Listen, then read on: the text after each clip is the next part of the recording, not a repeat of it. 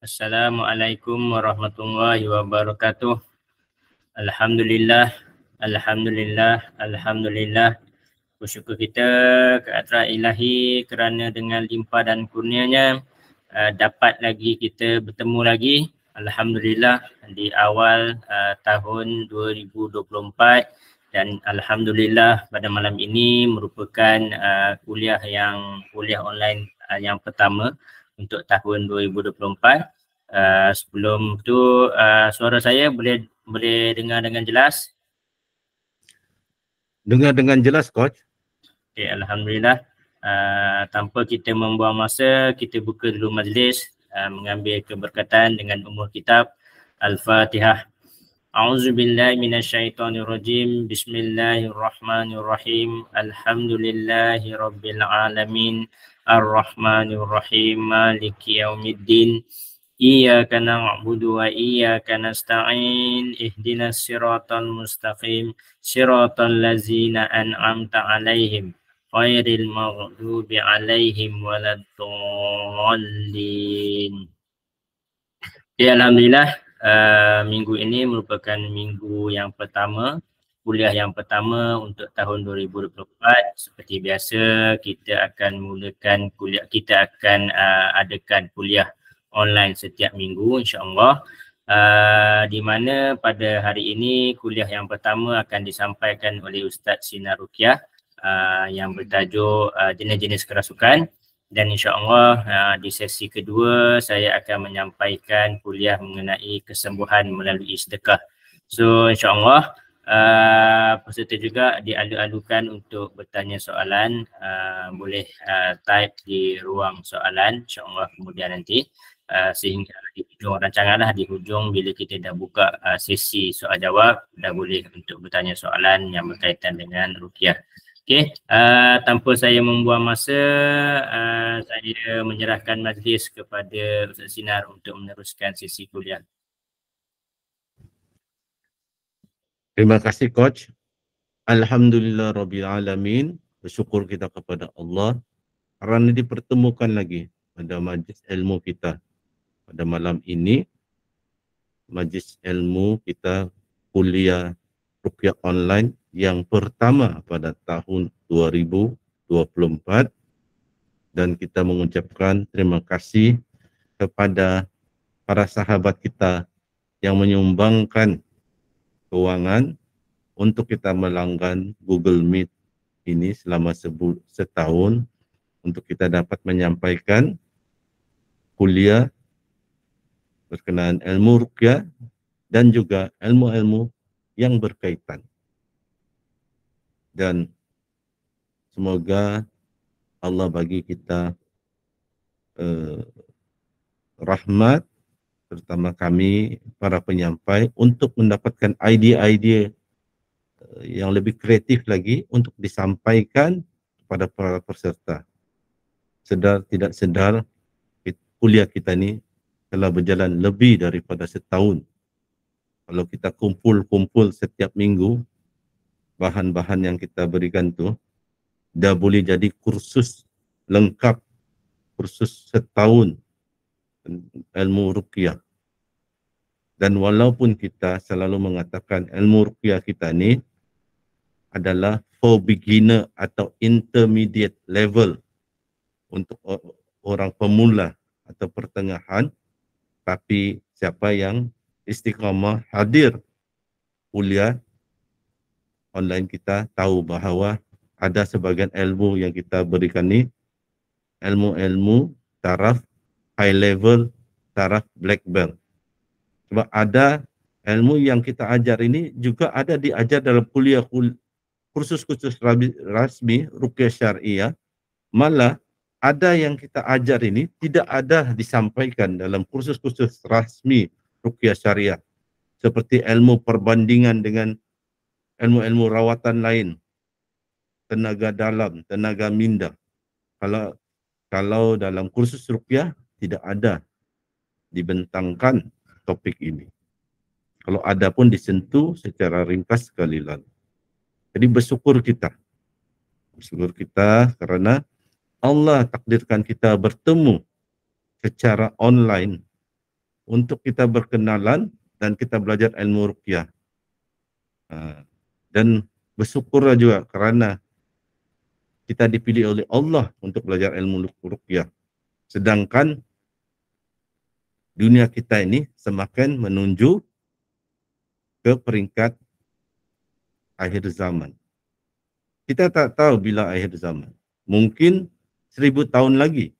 Kita dah mati kalau 1000 tahun lagi. Kita di alam barzakh waktu itu menunggu hari kiamat. Tapi mungkin juga beberapa tahun ini akan berlaku masuk kita fasa pertengahan dan kemudian fasa akhir kiamat. Sebab kalau fasa permulaan, dah banyak dah ulama mengatakan, kalaupun tidak semua, hampir semua tanda-tanda kiamat fasa awal telah berlaku.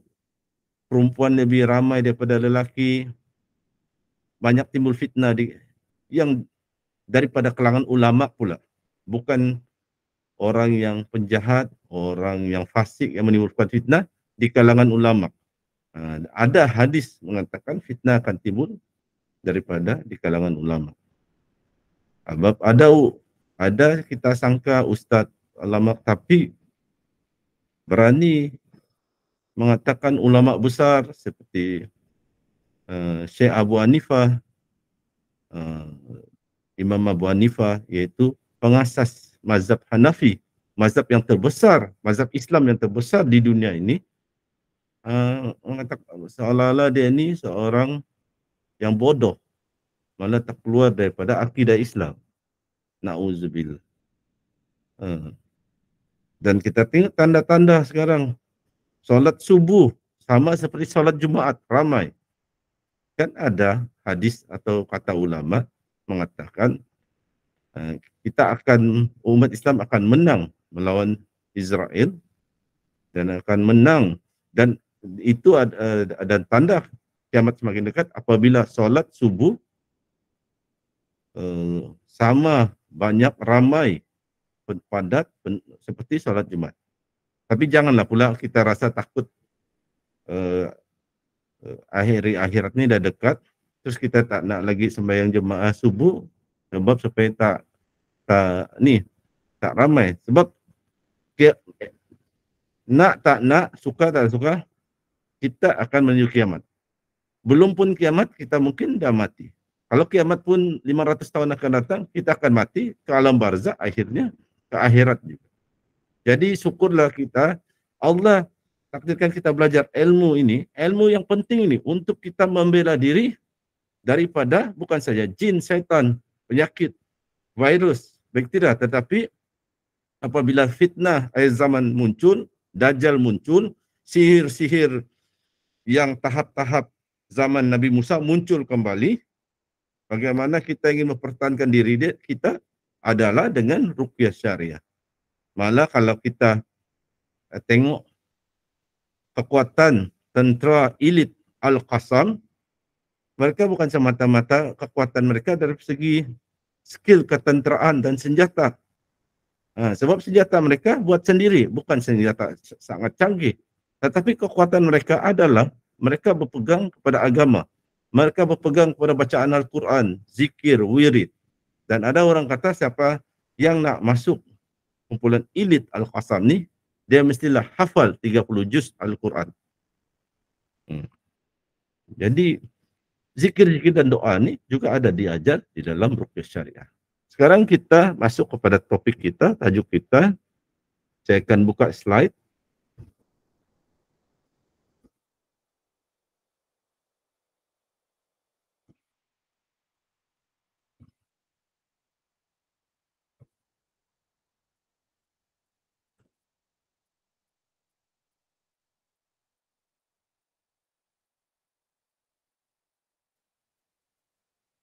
Tajuk kita pada kuliah malam ini yang saya sampaikan adalah berkaitan jenis-jenis rasukan atau jenis-jenis kerasukan. Kerasukan ni sebenarnya ada beberapa jenis. Jadi malam ini kita cuba memahami agar kita faham apabila keluarga kita sakit gangguan jin, adakah dia telah dirasuk jin atau tidak. Jadi, dan orang yang ingin belajar menjadi peruqyah, yang pandai meruqyah, tidak semestinya buka klinik ruqyah, pandai meruqyah, dia pun patut tahu ilmu-ilmu seperti ini. Okey, kita teruskan slide seterusnya. Antara rujukan saya dalam membentangkan topik pada malam ni adalah dua buah buku seperti dalam gambar di skrin saudara-saudari sekalian, iaitu buku bertajuk Jin, Sihir dan Terapinya, tulisan Syekh Wahid Abdul Salam Bali, terbitan Ummul Qura, cetakan keempat, dia banyak cetakan. Dan juga buku bertajuk Mukjizat Penyembuhan Ayat Al-Quran, tulisan Ustaz Muhammad Faizal Hidayatullah, terbitan Arsada Yadakah. Beliau adalah orang Indonesia yang belajar di Universiti Al-Azhar Mesir.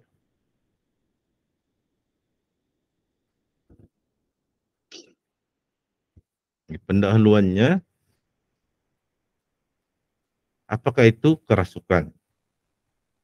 Kerasukan ini bermaksud tubuh manusia yang dimasuki jin.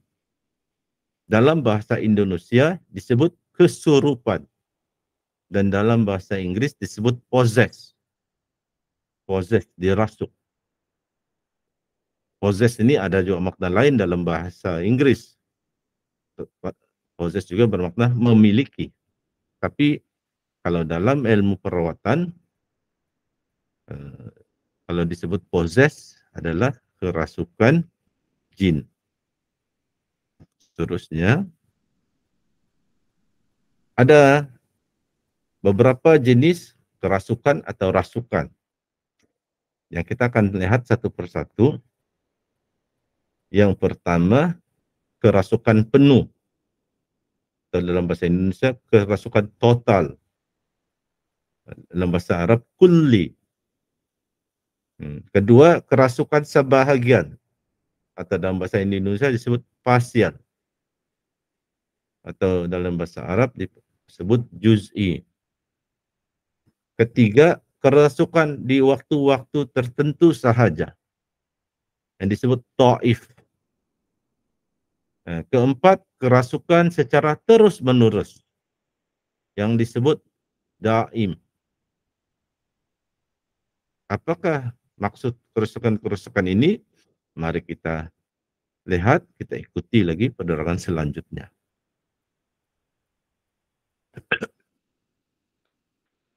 Pertama, kita melihat kerasukan penuh atau kulli.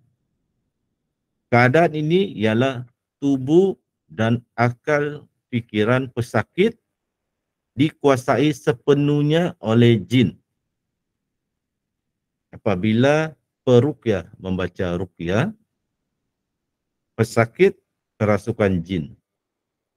Jin itu biasanya berteriak atau cuba berdialog. Gaya pesakit kerasukan pun berubah. Ada yang bersilat, ada yang menari, ada yang menangis, dan berbagai keadaan. Ada tu pesakit umur 50 tahun, tapi bila dia kerasukan, dia bergaya seperti seorang kanak-kanak yang baru sekolah rendah. Sebab dia dirasuk oleh jin kanak-kanak. Bila kerasukan penuh ni, tubuh badan pesakit dikawal oleh jin, termasuk juga akal fikirannya. Pesakit tidak sedar apa berlaku pada dirinya. Setelah habis baca ruqyah atau pesakit telah disedarkan, pesakit tidak ingat apa berlaku sewaktu dia kerasukan. Dia sangka dia tertidur. Saya pernah beberapa kali meruqyah antara dia saudara saya sendiri. Saya ruqyah saudara saya, dia kerasukan. Kerasukan sepenuhnya. Dia kerasukan ada tu sehingga 30 minit. Ada tu hampir sejam. Apabila dia telah sedar, setelah di ruqyah saya berdialog dengan jin, dia sedar. Dia tidak percaya. Kami kata dia kerasukan, dia tidak percaya. Dia kata dia mengantuk tadi, dia tidur. Dan dia rasa dia baru tidur 5 minit. Sedangkan Dia kerasukan antara 30 menit ke 60 menit. Tapi dia kata dia baru ngantuk sekejap tadi. Bila saya start baca ayat Al-Quran, dia kata dia mengantuk terus dia tidur. Dan bila kami tanya, kami ketahui lah, kami tanya, kau tidur berapa minit? Adalah, dia kata mungkin 5 minit begitu, terus saya terbangun. Sedangkan sebenarnya dia dah 30 minit dah kerasukan jin. Jadi ini kerasukan penuh. Dia tidak sedar, dia tidak ingat. Dia tidak sedar waktu dia kerasukan dan dia tidak ingat apa berlaku waktu dia kerasukan. Nah, ini yang biasa kita nampak di YouTube dan sebagainya. Dan ada juga lah yang berlaku kerasukan sebab tertentu. Saya tidak berapa pakar untuk memastikan orang yang berlakon kerasukan. Tapi ada sahabat saya, ada beberapa orang, mereka pakar. Mereka tahu tuh kalau orang yang berlakon kerasukan. Saya tahu juga lah sedikit-sedikit, tapi tidak sepakar mereka. Oke, seterusnya. Jenis seterusnya adalah kerasukan sebahagian atau juz'i. Kerasukan sebahagian ini ialah jin hanya merasuk sebahagian tubuh pesakit. Kerasukan sebahagian ini ada berbagai jenis. Ada pesakit yang keseluruh tubuhnya dirasuk, tetapi akal fikirannya tidak kerasukan. Ia tidak dapat mengawal pergerakan tubuhnya. Dia bersilat, dia menari, berjoget, tarian zapin, dan tarian kuda kepang mungkin, dan sebagainya lah. Tapi ia sedar apa berlaku di sekelilingnya. Kita baca ruqyah, dia sedar kita ada baca ayat Quran. Kita bercerita dengan ahli keluarganya, dia sedar. Kadang-kadang dia boleh berkata-kata lagi. Dia menangis, dia kata, kenapa, apa yang berlaku dengan saya? Kenapa tangan saya bergerak? Jadi dia sedar. Cuma dia punya akal fikiran, dia punya badan dia tidak dapat kawal. Dia telah dikawal oleh jin yang merasuk. Cuma akal fikiran dia masih sedar. Dan ini yang kita kena berhati-hati perawat yang merawat. Sebab jika pesakit yang kerasukan sebahagian ini, jika ia dipukul, yang akan merasa sakit itu adalah pesakit, bukan jin. Jin mungkin berlakon sakit, tapi pesakit itu akan merasa sakit kalau dia ditumbuk, dia ditendang oleh peruqyah, sebab dia sedar waktu itu, cuma dia tidak boleh kawal pergerakannya.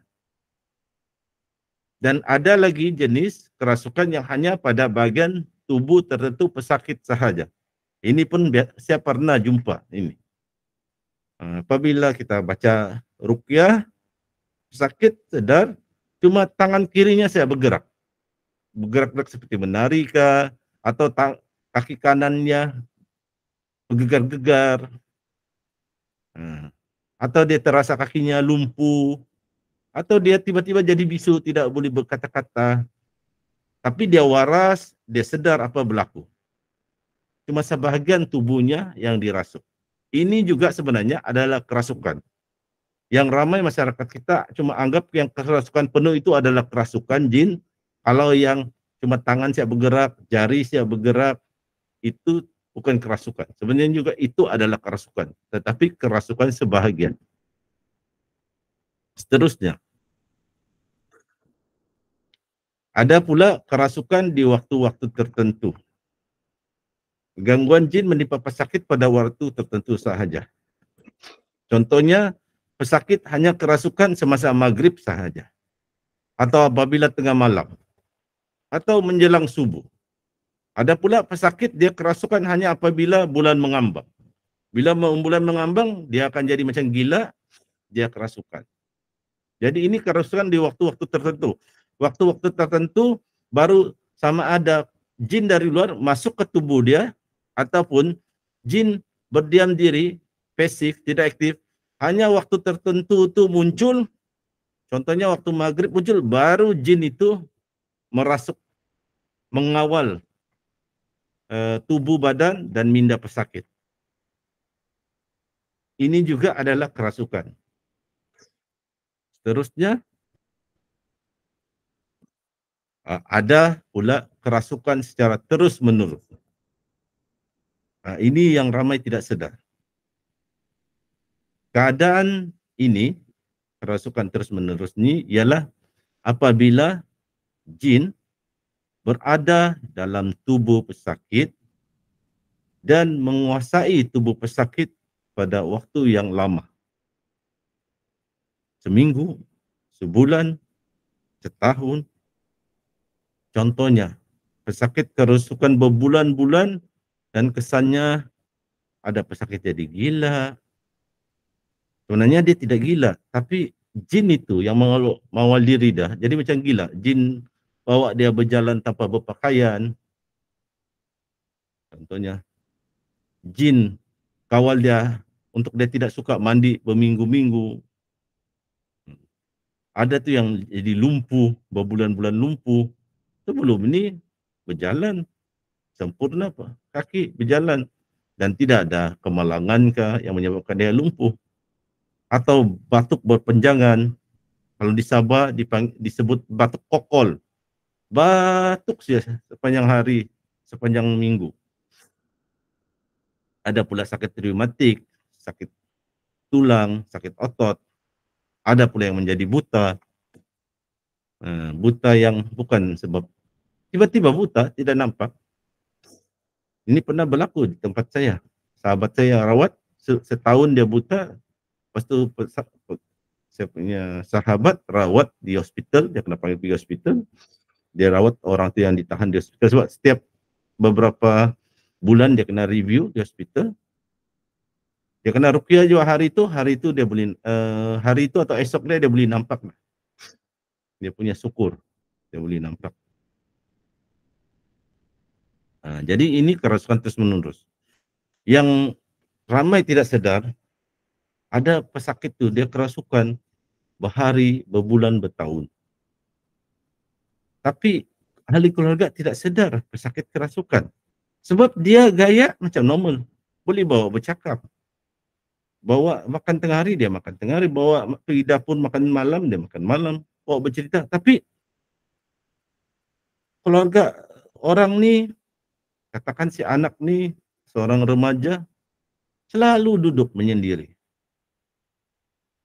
Berubah perangai. Dulu ceria, sekarang diam. Macam orang kena sakit mental. Sakit kemurungan, depression. Duduk berdiam diri, melihat tingkap, bermenung jauh, dan ada masanya bercakap-cakap seorang diri, sehingga kan ahli keluarga bawa pergi hospital, pergi klinik, bagilah makan ubat-ubat, kan sakit mental, sebab disangka dia sakit mental. Sebenarnya dia kerasukan. Jin ada dalam tubuh badan dia, merasuk dia. Cuma jin itu bersembunyi, tidak ingin orang tahu bahawa jin itu telah merasuk dan menguasai dia. Jadi dia jadi macam orang yang hayal dada. Tidak berinteraksi dengan keluarga lain, duduk termenung. Tiba-tiba dulu 1-2 tahun yang lalu dia ceria. Suka bercerita, suka berbual, tapi dia suka menyendiri. Ahli keluarga tidak sedar dia telah kerasukan. Sebab dia bukan kerasukan seperti bergaya harimau menari. Dia jalan, kalau dia sekolah, dia pergi sekolah. Kalau dia pelajar universiti, dia pergi universiti. Kalau dia bekerja, dia bekerja. Tapi duduk, termenung dan sekali-sekala tengok macam dia bercerita seorang diri. Tahu-tahu, berbulan lepas tu, dia pergi ke shopping mall, ke bangunan tinggi, 4 tingkat, 5 tingkat, 10 tingkat, dia terjun, bunuh diri. Sedangkan orang heran-heran, ini orang ni, budak ni dulu 2-3 tahun yang lalu bagus. Orang surau. Ni seorang ni kuat mengaji Al-Quran. Jadi kenapa jadi begitu? Sebab dia sebenarnya kerasukan, tapi keluarga tidak tahu, tidak bawa dia pergi ke jumpa peruqyah untuk diruqyah. Kalau dibawa pergi jumpa peruqyah beberapa kali sesi, mungkin akan terbongkarlah faktor bahawa dia ni kerasukan, bukan sekadar orang sakit mental. Ada mungkin dibawa, tapi dibawa jumpa perawat yang mencampur adukan ilmunya. dia baca selawat Nabi, tapi dia juga guna ilmu jurus-jurus tenaga dalam. Dia guna juga campur dengan ilmu Reiki dan sebagainya. Jadi tidaklah sembuh, tidaklah terbongkar. Punca utama sebenarnya dia sedang dalam kerasukan yang terus menerus setiap hari. Jadi ini yang kita kena fahami. Inilah jenis-jenis kerasukan. Saya malam ini saya sampaikan kuliah pertama ini tidak terlalu panjang. Kita panas-panaskan enjin dahulu permulaan ini. Nanti akan datang kita coba lagi sampaikan topik-topik mungkin yang lebih berat, lebih advanced level. Ini pun nampaknya macam basic, tapi ini perlu difahami dan diketahui. Jadi pentingnya kita mengetahui perkiraan jenis-jenis kerasukan ialah agar kita lebih faham bagaimana merawat saudara kita yang sakit kena gangguan jin. Jadi kita lebih faham bila kita bawa kita punya anak, kita punya adik disangka sakit mental, depression, bawa pergi hospital, bahkan ubat tidak juga baik, teruskan rawatan hospital, tapi coba bawa juga jumpa Coach Kamarul Azli, jumpa juga bawa kalau di Johor jumpa Aki Ahmad Rida, jika di Kedah jumpa dengan ni Pak Ngami, coba minta dirawat. Kalau di Johor boleh jumpa dengan sahabat kita, saudara Aidil Bakar, untuk diruqyah beberapa sesi. Mungkin ada gangguan jin pada tubuh pesakit. Jadi itulah penting kita dapat memahami bahawa kerasukan itu bukan satu jenis, bukan dibaca ruqyah terus pesakit itu melompat, menari, bersilat, berteriak-teriak, gaya harimau, gaya buaya, gaya ular. Bukan itu sahaja kerasukan. Kerasukan ada beberapa jenis. Kita perlu ketahui. Jika kita ingin mendalami ilmu ruqyah, kita kena tahu perkara ini. Jadi setakat ini kuliah saya yaitu berkenaan dengan jenis-jenis kerasukan, dan saya akan tutup slide ini.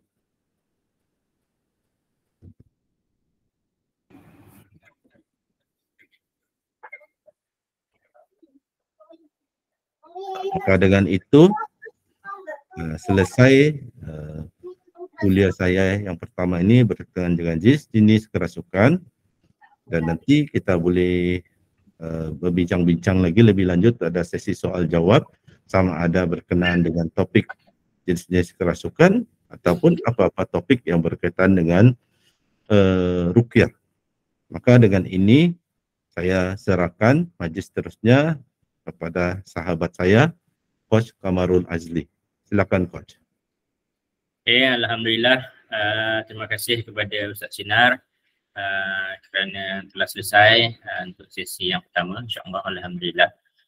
So insya-Allah saya akan masukkan saya akan masuk kepada sesi yang kedua, di mana tajuk saya pada malam ini adalah rahsia kesembuhan melalui sedekah. So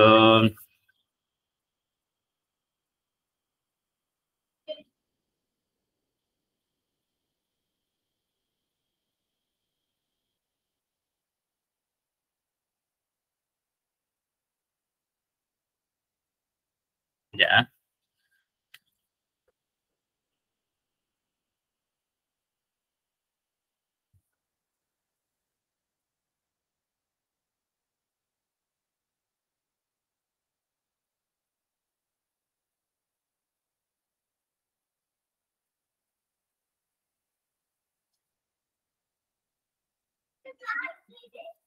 Okay, so pada malam ini saya akan menyampaikan kuliah mengenai kesembuhan. So apa kaitan kesembuhan dan juga sedekah? So ada dalam satu hadis, hadis riwayat Tabrani, sesungguhnya sedekahnya orang Muslim itu akan dapat menambah umurnya, dapat mencegah kematian yang buruk, Allah akan menghilangkan darinya sifat sombong, kefakiran dan sifat bangga pada diri sendiri. Hadis riwayat Tabrani. Okay, ada salah satu hadis. Dan satu lagi hadis yang bermaksud, ubatilah orang yang sakit di antara kalian dengan sedekah. Hadis riwayat Abu Daud, At-Tabrani, Al-Baihaqi. Okay. Dan di manakala satu lagi dalil hadis dari Amru bin Auf radhiyallahu anhu, katanya Rasulullah sallallahu alaihi wasallam bersabda yang bermaksud, sesungguhnya sedekah seseorang Islam itu memanjangkan umur, mencegah daripada mati dalam keadaan teruk. Dan Allah Subhanahu Wa Taala pula menghapuskan dengan sedekah itu sikap sombong, takbur dan membanggakan diri dari pemberiannya. Hadis riwayat Bukhari. So ada 3 hadis ni yang menunjukkan betapa pentingnya, betapa besarnya fadilat bersedekah tu. Okay. So yang paling yang kita salah satu je tu, ubatilah sedekah itu di antara, ubatilah orang yang sakit di antara kalian dengan bersedekah. So kalau kita tengok, kalau kita fikir secara fikiran logik kita, bagaimana sedekah ni dia terkait dengan kesembuhan. So kalau saya ni banyak juga testimoni bila pesakit saya dia betul-betul istiqamah dengan sedekah ni, memang kesan dia luar biasa. Dan saya sendiri juga personally bila saya mengamalkan sedekah setiap hari dan sebagainya itu, ada banyak perkara-perkara yang saya boleh katakan keajaiban-keajaiban yang sangat-sangat menarik di luar jangkaan saya berlaku. So untuk sembuh melalui sedekah ni, basically saya ada dua kaedah untuk bersedekah untuk sembuh. Yang pertamanya, kita bersedekah secara istiqamah selama 40 hari. Okey. Ini yang kaedah yang pertama, sedekah secara istiqamah selama 40 hari. So selama 40 hari itu kita hari-hari rutinkan diri, disiplinkan diri untuk bersedekah. Okey. So setiap pagi, setiap hari pergi ke masjid, masukkan ke dalam tabung masjid. Untuk kaedah yang pertama selama 40 hari ini, value tu tak dititik beratkan sangat, tapi istiqamah selama 40 hari. So hari ni masuk dekat tabung masjid RM1, kejap lagi masuk dalam tabung RM5, esok masuk lagi dalam tabung masjid RM10. So begitulah setiap hari selama 40 hari. So cuma di saat kita nak masukkan duit di dalam tabung tu, kita niatlah, kita niat semoga ya Allah, semoga dengan infak sedekah aku ni pada masjid ni memudahkan urusan aku untuk sembuh. Semoga dengan sedekah yang aku beri ni kat masjid ni, dekat rumah anak yatim ni, dekat orang ni, semoga terangkat segala penyakit-penyakit aku. Itu antara niat-niat semasa kita nak memasukkan duit di dalam tabung. Cuma yang kita nak tekankan kat sini adalah istiqamah selama 40 hari. So sebaik-baiknya pergi ke masjid lah. Pergi ke masjid setiap hari. Tapi sekarang ni zaman serba moden. Tak semestinya kita mesti masukkan ke tabung masjid. Kita juga boleh je banking ataupun transfer secara online ke mana-mana masjid, ke mana-mana pusat tahfiz, ke mana-mana rumah anak yatim.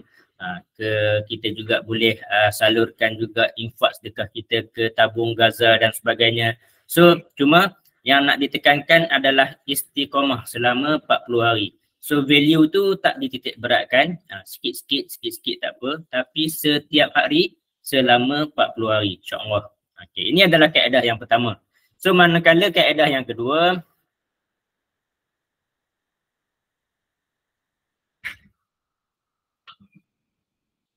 untuk kaedah yang kedua pula, ini adalah bagaimana mencari kesembuhan dengan sedekah. So sebelum kita nak memulakan sedekah tu, kita kena fahami dahulu beberapa faktor.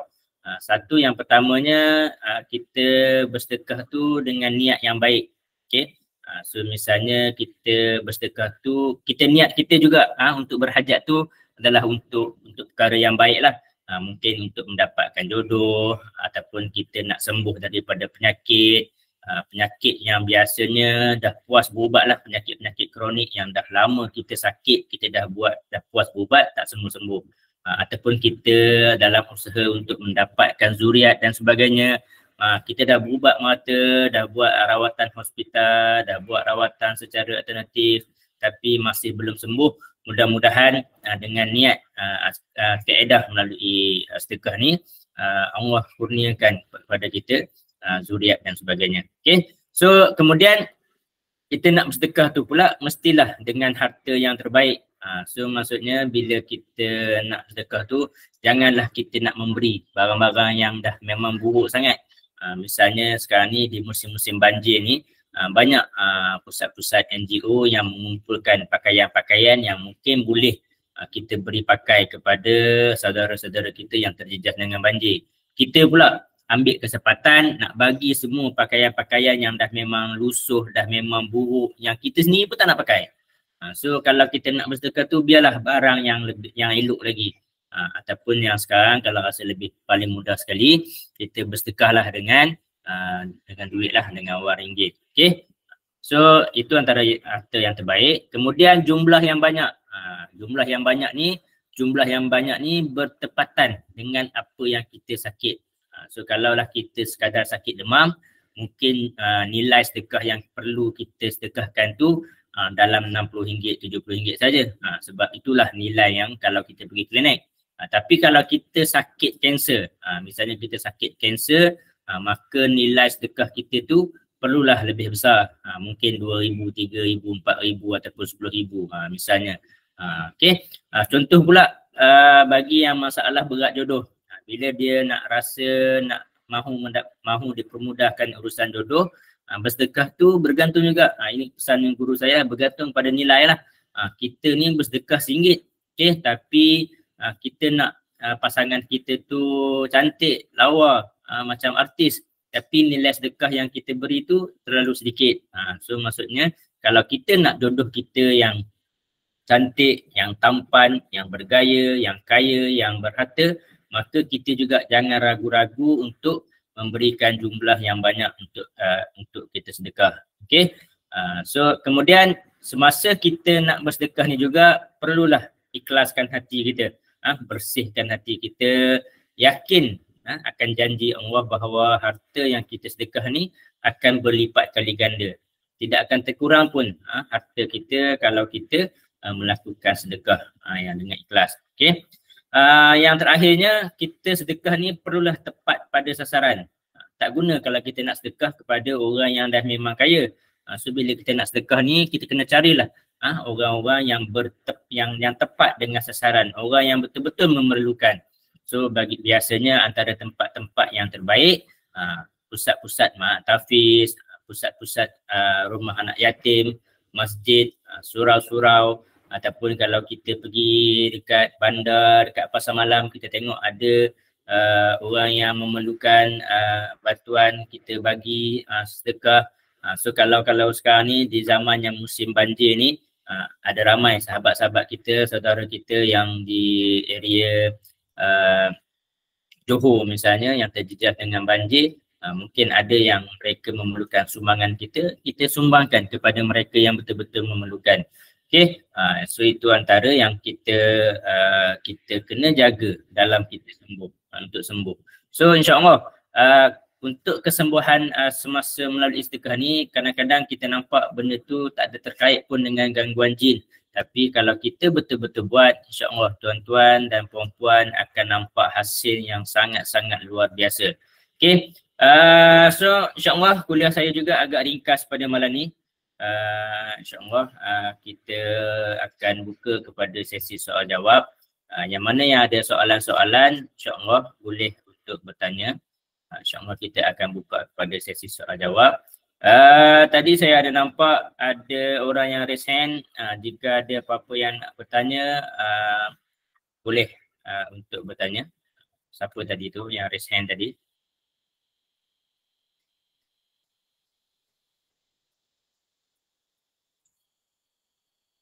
Siapa tadi raise hand dah hilang dah.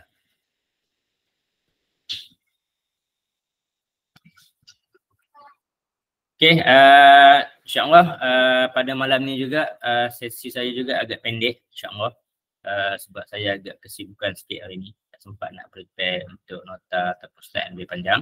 So kita buka kepada sesi soal jawab. Yang mana yang ada soalan, insya-Allah boleh kemukakan soalan. Boleh type di ruang teks pun boleh bertanya soalan, ataupun jika nak bertanya secara langsung itu lebih baik.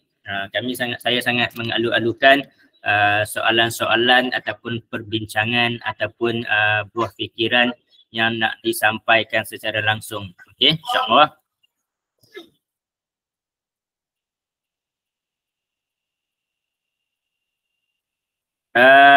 Sebelum tu juga saya juga mengucapkan terima kasih berbanyak-banyak kepada beberapa insan yang menyumbangkan sedikit duit untuk saya terus melanggan Google Premium. So di mana kalau saya langgan Google Premium ni duration untuk Google Meet unlimited. Kemudian salah satu features dia, saya juga boleh merakam sesi Google Meet, dan insya-Allah sesi rakaman kuliah Google Meet ni akan saya upload di channel YouTube saya. So untuk sebagai ulang kaji dan sebagainya tu boleh merujuk kepada channel YouTube saya. So alhamdulillah, terima kasih juga, terima kasih sekali lagi saya ucapkan kepada insan-insan yang telah memberi sumbangan. Okey, sebelum tu juga kita menunggu soalan. Kita buka kepada soalan. Sementara tu saya serahkan kepada Ustaz Sinar. Ada sedikit pengumuman yang Ustaz Sinar nak buat. Dia ada berita baik sikit. Terima kasih Coach. Okey, berita baiknya adalah begini. Dari tahun lalu kita ada buat kuliah tadabbur ayat-ayat ruqyah, dan dalam kuliah itu saya mengatakan mungkin kita cari satu masa untuk buat bacaan beramai-ramai dalam online, bacaan ayat-ayat ruqyah, dan seterusnya saya ijazahkan. Lepas tu belum ada terjumpa masa untuk adakan, dan perancangan awal kita ingin adakan majlis bacaan ruqyah tu dan pengijazahan online. Memang tidaklah yang terbaik adalah berdepan, tapi daripada langsung tidak ada, bagus kita buat supaya kita menggalakkan orang mendekati ruqyah syariah. Jangan pergi jumpa bomo, jangan belajar ilmu-ilmu kebal ke apa yang ada unsur-unsur meragukan. Jadi dan kita mula-mula perancangan awal kita mungkin kenakanlah bayaran mungkin RM30 seorang. Tapi dalam awal tahun ini macam ada nampak masa free, dan saya berbincang dengan Coach Kamarul, mungkin minggu depan kita boleh buat slot kuliah tu. Kita akan adakan slot bacaan ayat-ayat ruqyah yang 20 kelompok ayat tu, dan selepas tu ada masa kita boleh buka untuk sesi soal jawab. Dan yang spesialnya untuk yang tahun ini, awal tahun ini kita adakan, kita tidak akan kenakan apa-apa pembayaran khusus, tetap sebagai tanda penghargaan kita kepada ahli-ahli dalam grup rawatan Islam, Telegram rawatan Islam ni, yang memberi sumbangan untuk kita dapat bayar yuran Google Meet ini selama setahun, dan kita dapat teruskan kuliah ruqyah online secara mingguan.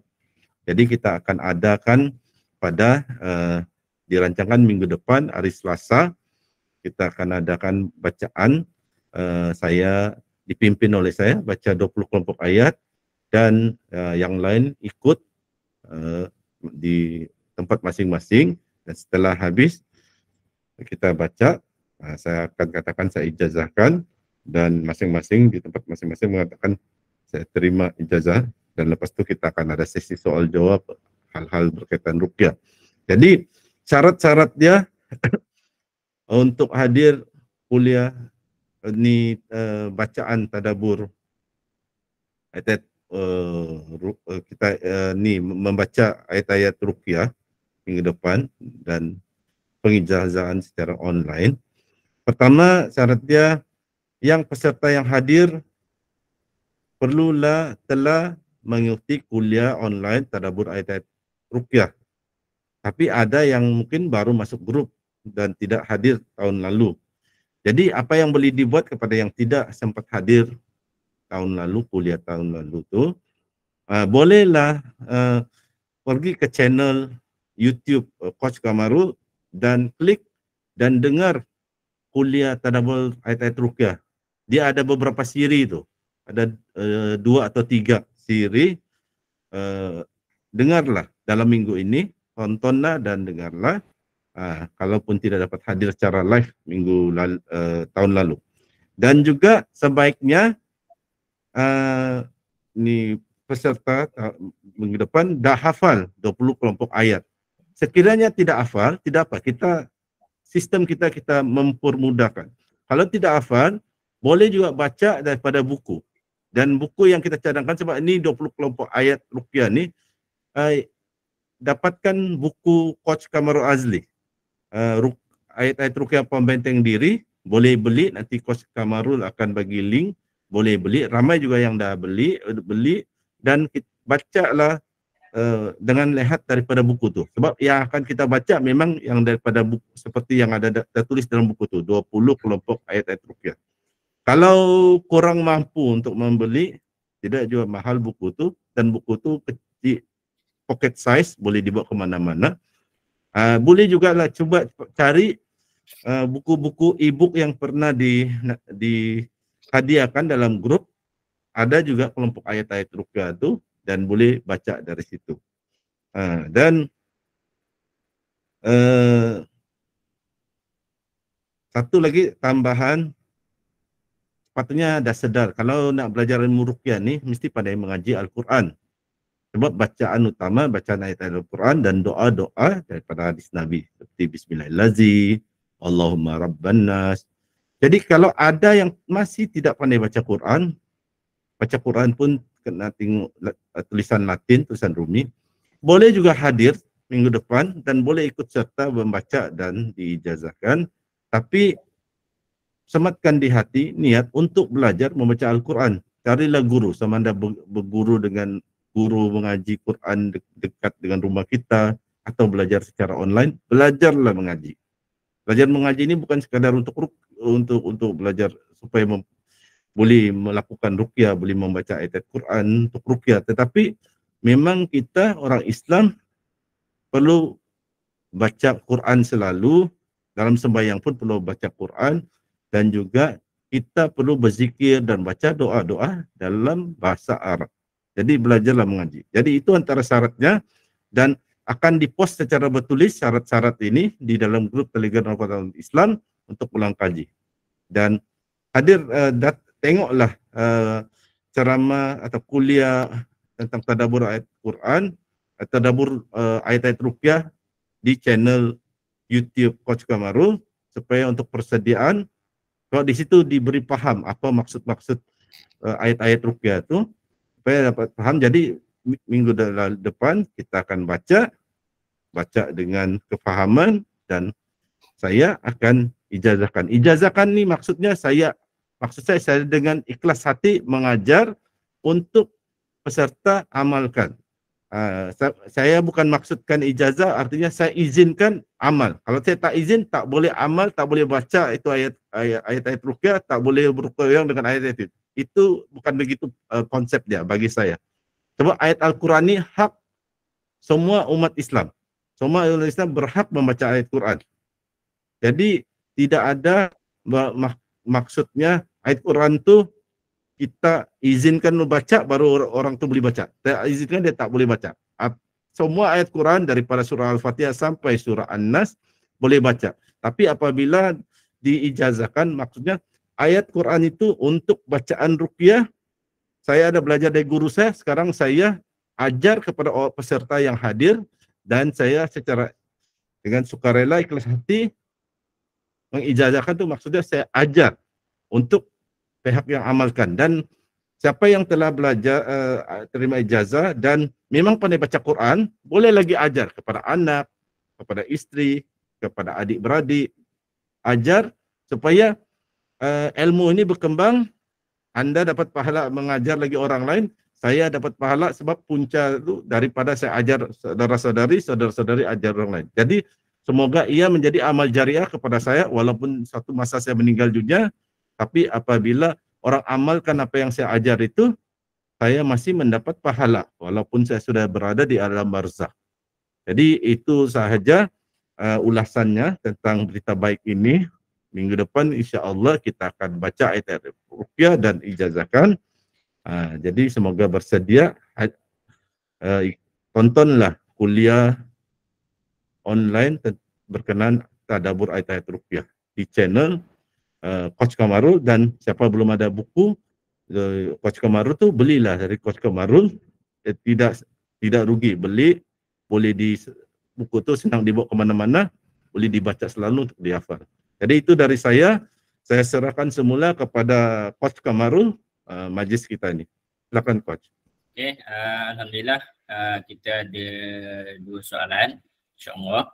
Teruskan yang mana yang ada soalan, ada permasalahan boleh tanya. Soalan ataupun masalah ataupun dia sakit yang macam mana dan sebagainya tu boleh kita bantu. Okey. Ya, soalan daripada soalan dan perkongsian daripada Ustaz Yusof. Assalamualaikum. Soalan saya, pernahkah Coach Ustaz Sinar Ruqyah terjumpa pesakit yang apabila dia ruqyah, pesakit secara luaran tak nampak kerasukan, namun dia hanya tutup mata seolah-olah tidur. Apabila selesai ruqyah, pesakit menceritakan bahawa sewaktu dia diruqyah, dia seolah-olah dah masuk ke dalam sebuah mimpi. Dan dia nampaklah jin yang mengganggu itu cuba bercerita secara jauh. Ada tipu daya syaitan yang cuba memujuk dia untuk buat itu ini yang bercanggah dengan akidah. Mohon penjelasan. Okey. Ya, saya pun pernah berlaku macam ni. Sebab tu saya kata reaksi semasa ruqyah ni dia ada banyak. Tak semestinya kerasukan menjerit, tak semestinya muntah-muntah, tak semestinya mengilai. Ada yang kita nampak dia relax saja, macam tak ada apa-apa. Tapi bila dah selesai dia kata tadi dia nampak bayangan Tok Bomoh yang menyihir dia tu duduk di depan satu tempat asap. Dia nampak dengan patung-patungnya, dicucuk jarum dan sebagainya. Dan alhamdulillah dia kata ada yang pernah yang bagi tahu dengan saya, semasa saya bacakan ayat-ayat ruqyah tu, dia kata dia nampak Tok Bomoh tu seperti kepanasan, menjerit-jerit, macam terbakar pun ada. Itu antara yang pernah berlaku lah. Ada juga kes-kes yang bila kita saya tengah bacakan tu, dia kerasukan dan dia bagi tahu, Ustaz, dekat depan tu ada pocong datang nak serang Ustaz. Kita pun memang terkejut. Okay, dia kata ada pocong, sedangkan saya pun tak nampak apa-apa. Dan ada satu part tu dia kata, Ustaz, pocong tu duduk sebelah saya. Sebelah saya ada satu, sebelah Ustaz pun ada satu. Macam mana Ustaz? Tapi pesakit tu dalam keadaan pejam mata. So bagi saya, itu hanyalah mainan-mainan dia sahaja.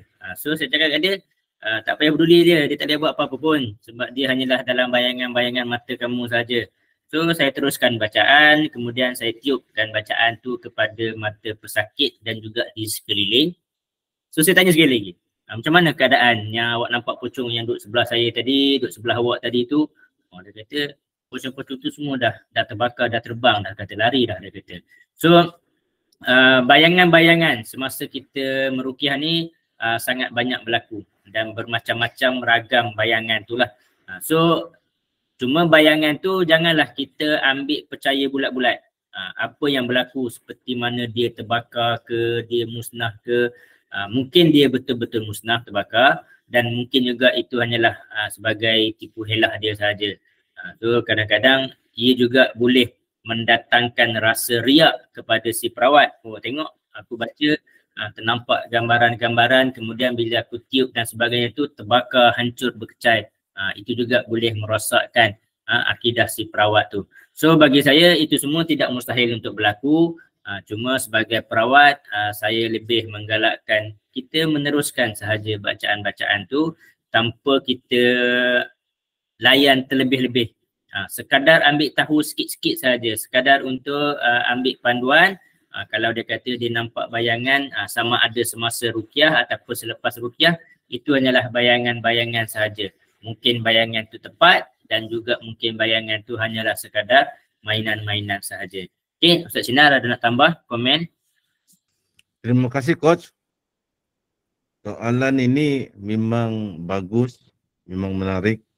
Soalan daripada orang yang mungkin berpengalaman, pernah berlaku, sama ada dia merawat keluarganya atau orang-orang terdekat. Jadi begini pendekatan dia. Satu, sama jawapan saya. Pertama, sama jawapan saya seperti Coach Kamarul. Saya pun banyak pengalaman-pengalaman seperti ini. Dan saya pun setuju apa yang dinasihatkan oleh Coach Kamarul Azli. Cuma saya ingin menambah, apabila berlaku cara begitu, untuk orang yang berkecimpung dalam ruqyah ataupun keluarga pesakit, bagaimana pendekatan dia? Okey, untuk yang orang yang meruqyah, pendekatan dia seperti yang Coach Kamarul katakan, kita boleh bertindak sesuatu tetapi ada batasan dia, jangan terlebih-lebih.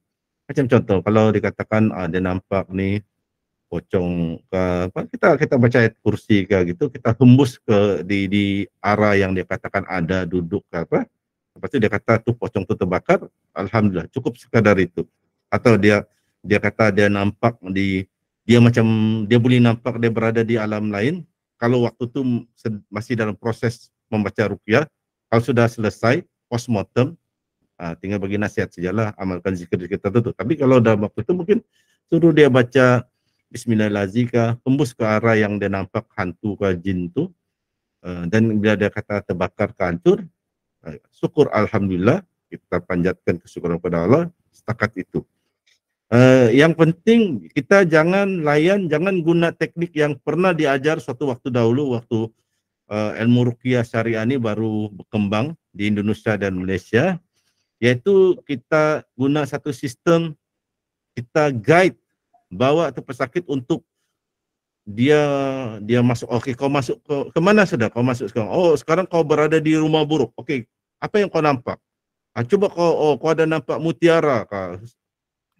Keris. Coba ambil keris tu, seolah-olah dia berada di alam gaib. Kita guide dia, bantu dia gitu, sebab itu yang bahaya, kita boleh terkena talbis iblis. Jadi tidak perlu sampai ke tahap itu. Dulu memang ada digunakan juga dalam peruqyah, tetapi apabila dikaji lebih lanjut, dikatakan itu banyak kemudaratan dia, boleh berlaku talbis iblis. Jadi ramai perawat pun dah tinggalkan kaedah itu.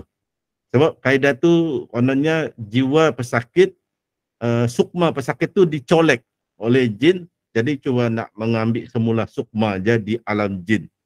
Saya pun dulu ada guna teknik-teknik yang seperti yang saya sebutkan tadi, tapi saya pun dah tinggalkan apabila saya dapat tahu daripada kumpulan kami Quranic Healing Sabah, ikut pandangan Ustaz Nuruddin Al-Indonesia untuk tinggalkan teknik-teknik itu. Jadi keluarga pesakit pula kena berhati-hati. Kalau ada perawat yang masih melayan ilmu-ilmu ini, yang hayalan-hayalan ini, tinggalkan perawat itu. Sebab mungkin perawat itu dia mencampur adukkan ilmunya. Dia ada ruqyah syariah tapi dia campurkan ilmu-ilmu lain, ilmu kebatinan, ilmu tenaga dalam. Jadi jangan lagi minta rawatan dengan dia, mintalah rawatan dengan Coach Kamarul, Ustaz Ailil Bakar, Pak Ngami dan sebagai, dan yang sahabat-sahabat kita yang lain yang memang kita selalu sebutkan nama-nama mereka dalam senarai-senarai peruqyah yang kita yakini. Jadi itu tambahan daripada saya. Saya serahkan semula ataupun saya sambung sebab ada coach. Okey, kalau ada saya serahkan semula kepada Coach Kamarul. Okey, untuk soalan yang seterusnya, kerasukan pesakit mencemaskan perawat. Macam mana nak handle kerasukan dengan baik bagi perawat? So cara kita nak handle dia dengan baik adalah dengan tenang. So macam mana nak tenang? nak tenang ni pula perlulah pengalaman. Tanpa pengalaman dia tak akan boleh. So walaupun seseorang tu, perawat tu misalnya, ataupun katakanlah seorang perawat tu dia dah menghafal 20 ayat ruqyah, dia dah masuk kursus dengan 4 guru seminar, tamat semuanya, tapi kalau dia tak pernah handle pesakit betul-betul face to face, one by one, dia tak akan boleh nak handle. So walaupun dia hafal ke semua ayat ruqyah, walaupun dia ada ramai guru, tapi kalau dia tak pernah merawat, dia hanya sekadar belajar sahaja, dia tak boleh. So merawat ni merupakan kerja lapangan. So maksudnya apa yang dia belajar, apa yang dia hafal perlulah digandingkan, dipadankan dengan actual di hadapan. So bila dah ada pesakit di hadapan, dia akan tahu macam mana nak handle. So macam mana nak handle pesakit kerasukan ni pula, semakin ramai yang dia rawat. Semakin ramai yang dia rawat, semakin lama dah merawat, kita akan semakin tenang. Okay. Ini bukanlah kata saya nak puji diri saya sendiri. Dalam minggu lepas ada pelajar saya yang ikut seminar dengan saya datang ke pusat rawatan. Nak ditakdirkan pada hari itu kerasukan yang agak agresif, pesakit meronta-ronta, dan mereka tak berani nak pegang, dan alhamdulillah saya pegang, saya cekik dia, adalah nak lock dia kat mana apa semua. Dia pesakit tu muntah-muntah dan alhamdulillah sedar.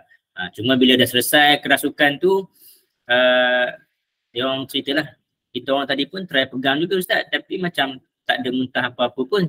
Tapi tengok Ustaz pegang tu, dia kata Ustaz memang lock betul-betul dekat leher dia tu. Dia meronta macam mana pun, ada point yang memang saya tak akan lepas untuk kita sedikit mengazab jin tersebut. So saya cakap kat dia, ini adalah pengalaman. So bila kita dah biasa merawat, macam Ustaz Sinar dah ramai pesakit yang dia rawat, so kita akan dapat, kita akan tenang lah. So kalau tanya saya, rekod saya merawat berapa ramai pesakit, saya rasa dah mencecah 8,000 ke 10,000 pesakit yang dah saya rawat. So kerasukan tu bagi saya tidak lagi menakutkan bagi saya. So insyaAllah dengan pengalaman saya yang dah meruqyah ramai pesakit, kita tahu macam mana nak handle. Itulah cara yang terbaik macam mana kita nak kawal. Dan salah satu juga tips dan trik dia, jin kerasukan ni dia nak mengganggu perawat tu. Dia sengaja nak bagi jadi perawat tu kelang kabut, dia sengaja nak bagi perawat tu jadi tunggang langgang, baca dah menjadi terkejut, nafas dah jadi semput, kemudian dengan buka silat dan sebagainya, nak pegang, nak peluk, nak kunci dan sebagainya, maka perawat tadi akan menjadi tergopoh-gopoh dalam bacaan, akan menjadi terganggu bacaan. So tenang-tenang, kita lock dia. Kalau betul dia kerasukan yang agresif, kita kunci pergerakan dia. Kalau ada bantuan ahli keluarga untuk pegang dan sebagainya, itu pegang semua kaki tangan sendi-sendi dia. Kemudian sebagai perawat, kita tarik nafas balik, hembus nafas, tarik nafas, hembus nafas, dan kita continue bacakan ayat ruqyah dengan tenang. Saya ulang, continue baca ayat ruqyah dengan tenang. Continue baca ayat ruqyah dengan tenang. Jangan tergopoh-gopoh dalam nak membaca ni. Okey, itu perkongsian daripada saya. Ustaz Sinar ada nak tambah? Terima kasih Coach. Ini soalan yang bagus, yang baik, menarik. Soalan-soalan tahun 2024 ini menunjukkan orang semakin ingin belajar untuk ada kemahiran meruqyah. Okey, soalan ini adalah tambahan kepada jawapan Coach Kamarul. Poin tambahan saya, bagaimana seorang dapat melatih diri untuk menjadi perawat yang efektif. Jadi dia ada 3 cara, banyak cara, tapi saya akan huraikan secara ringkas 3 cara. Pertama, paling ideal kalau macam contohnya kalau kita di Sabah, kita ikut kursus Quranic Healing Sabah. Katakan kita tinggal di daerah Keningau. Lepas itu sudah kita ikut kursus beberapa kali, kita dah berkenal-kenal dengan perawat-perawat peserta. Sebab biasanya perawat-perawat yang senior ni dia akan datang setiap kali ada kursus, dia akan datang. Macam saya ada kursus, sebab kalau ada kursus tu kami akan bantu bila ada baca ruqyah masal. Kalau ada pesakit ramai kerasukan, kami akan bantu. Dan saya punya cara selalunya saya jadi macam ada lain sikit saya punya cara. Saya akan hadir sebagai peserta. Saya akan hadir peserta, jadi yang senior perawat itu kenallah siapa saya. Tapi saya akan duduk dengan para peserta. Sampai ada orang sangka saya baru nak belajar. Saya kata iya, nak belajar. Tapi yang orang tahu saya ada kemahiran, ada pengalaman apabila penghujung tu ada ruqyah masal, bila ada banyak kerasukan. Kadang-kadang saya dah ramai orang, saya tidak tahu, tapi kami punya guru sendiri panggil nama saya, suruh saya ikut bantu. Jadi saya bantu, dari situ dapat tahu bahwa saya ini bukan sekadar peserta baru. Jadi bila dah berkenal-kenalan, buat satu macam, bukan tim rasmi lah, tapi bila dapat tahu, katakan tinggal di Keningau, ada peruqyah senior ni dipanggil untuk meruqyah. So kadang-kadang kita ada grup WhatsApp contoh kan, tanya peruqyah itu kalau boleh ikut. Boleh ikut, jadi ikutlah beberapa orang, 3 orang, 4 orang ikut dan tengok peruqyah itu macam mana dia meruqyah. Selalu ikut dia, macam bila dia meruqyah pesakit kerasukan, jin itu ketawakan peruqyah tu, dia kata tajwidnya tak betul, macam mana reaksi peruqyah tu? Macam mana dia handle? Atau jin itu bersilat, mengunggut nak pukul peruqyah tu, macam mana peruqyah tu handle? Bila kita selalu ikut, kita perhatikan, oh begini dia handle, dia tenang saya. Dia pula lagi marah jin tu, atau dia bawa jin itu duduk diam-diam, jangan bersilat. Dari sana kita akan dapat keyakinan, oh begini teknik dia. Kalau begini kita diolok-olok, dipermainkan oleh jin tu mengatakan tajwid kita tidak betul, oh rupanya begini cara kita bertindak. Itu cara pertama. Kalau kita selalu ikut kumpulan-kumpulan meruqyah ni dan ikut yang senior-senior ni, kita akan cepat dapat pengalaman macam mana mengendalikan dengan tenang. Pilihan kedua, cara kedua, sekiranya di tempat kita ni kita sih ada belajar ruqyah, kita belajar ruqyah online, dekat kita tidak ada. Jadi cara dia, kita kena, kenapa kita belajar ruqyah? Mungkin ada ahli keluarga kita yang sakit, anak kita sakit, istri kita sakit, wanita kerasukan. Jadi kita selalu ruqyah keluarga terdekat kita, istri kita, anak kita, adik kita yang sakit, yang dah lama. Bila kita selalu meruqyah dan bila kita ada jumpa masalah-masalah baru, tiba-tiba dihina oleh jin tu atau jin itu mengunggut kita, tanya kita punya guru, tanya. Macam kalau kita belajar di grup Telegram Rawatan Islam, selalu hadir ruqyah online ni, kuliah, tanya Coach Kamarul, mesej dia, tanya saya, mesej dia. Kalau berlaku begini, apa berlaku? Minggu lalu saya rawat ni adik saya, dia begini-begini. Kemarin saya rawat dia jadi begini. Jadi apa yang sepatutnya saya lakukan selepas itu untuk sesi-sesi akan datang. Jadi kita bertanya, di situ kita akan dapat juga pengalaman dan juga dapat panduan. Yang ketiga, kalau memang macam contohnya istri kita ni yang memang sakit, kerasukan. Satu cara, saya tawarkan diri, satu cara, tapi tengok keadaan masa saya, iaitu orang call saya, video call. Tidak semestinya, katakan kalau dia langsung tidak berapa pandai, saya yang baca ruqyah. Tapi kalau orang tu dah pandai, dia selalu ikut kursus kuliah ruqyah online, dia baca depan istri dia, ni, dan saya perhatikan dan saya bimbing. Oh, kata bila istri dia kerasukan, saya beritahu dia apa dia perlu lakukan, adakah istri dia kerasukan agresif atau tidak, saya bimbing. Bila dia selalu buat begitu, lama-lama dia berpengalaman. Macam ada yang pernah selalu tanya saya, tapi dia tidak secara online lah, tapi dia rawat istri dia, dia tanya saya, dia rawat istri dia, sekarang dah jadi perawat yang boleh merawat orang lain. Dulu dia cuma rawat istri dia, sekarang dah pandai, macam-macam dah pandai. So selalu dia rawat istri dia dan macam-macam perkara ganjil-ganjil berlaku pada keluarga mereka, tapi dia dapat hadapi dengan tenang sekarang sebab dah selalu meruqyah keluarga dia terdekat, istri dia, dan selalu bertanya saya. Jadi itu 3 cara untuk kita mendapat keyakinan diri menghadapi, bila kita merawat, tahu macam mana cara menghadapi sesuatu situasi itu dengan tenang. Jadi itu tambahan daripada saya serahkan semula majlis ini kepada Coach Kamarul. Silakan Coach.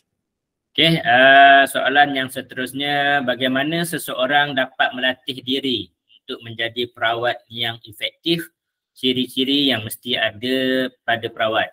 So sebenarnya soalan ini juga terkait hampir sama dengan jawapan di atas. So kena belajar, kena ada ramai guru dan perlu di lapangan. Di lapangan ni yang paling susah. Okey. Macam mana nak menjadi perawat yang efektif ni, kena betul-betul ramai merawat. So bila kita baru merawat 10 orang, pengalaman dia lain. Bila kita baru merawat 100 orang, lain pengalaman dia. Bila kita dah merawat 1000 orang, lain pengalaman dia. So memang saya selalu pesan ke anak buah saya yang mana ikut kursus dengan saya, paling kurang kena dapatkan 100 orang yang dah dirawat, baru akan nampak cara nak buat apa. Kalau pesakit kerasukan nak tepih macam mana, kalau pesakit bangun bersilat nak macam mana. Dia sama seperti mana kita belajar seni mempertahankan diri. Kita belajar taekwondo, kita belajar silat, kita kena berlatih. Dan sama juga macam silat pun. Silat dia ada tali pinggang dia, grade-grade dia. Kalau taekwondo bermula dengan white belt, kemudian naik kepada blue belt, kena naik green belt, red belt, sehinggalah black belt. Dah black belt pun dia ada black belt first dan, dia ada second dan, dia ada third dan. So tak samalah. So kalaulah kita nak pergi berlawan, bertempur dengan something, kalau taekwondo yang baru white belt, dah tentulah kena pukulnya dengan something.